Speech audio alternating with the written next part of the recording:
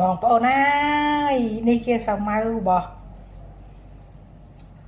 អ្នកកន្លែងធ្វើការខ្ញុំណាតែមកគិនផ្ទះគាត់ណាគិនផ្ទះគាត់សឹកដាំសឹកសាវម៉ាវរបស់ធម្មជាតិខុសប្លែកពីខ្ញុំគិនផ្ទះខ្ញុំមានតែស្លឹកបាសទេអញ្ចឹងអត់មានសម័យញ៉ាំដែរមានតែស្លឹកបាសញ៉ាំ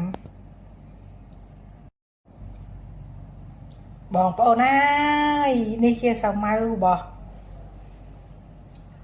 អ្នកកន្លែងធ្វើការខ្ញុំណាតែមកគិនផ្ទះគាត់ណាគិនផ្ទះគាត់សឹកដាំសឹកសាវម៉ាវរបស់ធម្មជាតិខុសប្លែកពីខ្ញុំគិនផ្ទះខ្ញុំមានតែស្លឹកបាសទេអញ្ចឹងអត់មានសម័យញ៉ាំដែរមានតែស្លឹកបាសញ៉ាំ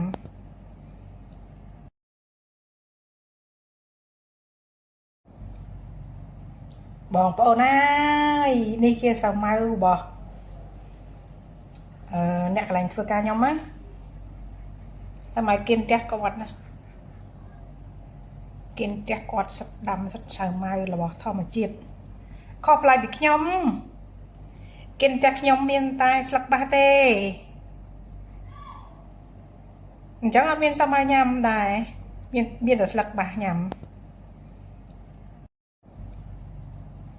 បងប្អូនអើយនេះជាសាវម៉ាវរបស់អ្នកកន្លែងធ្វើការខ្ញុំណា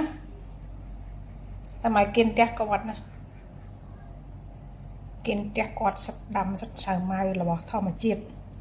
ខុសប្លែកពីខ្ញុំគិនផ្ទះខ្ញុំមានតែស្លឹកបាសទេ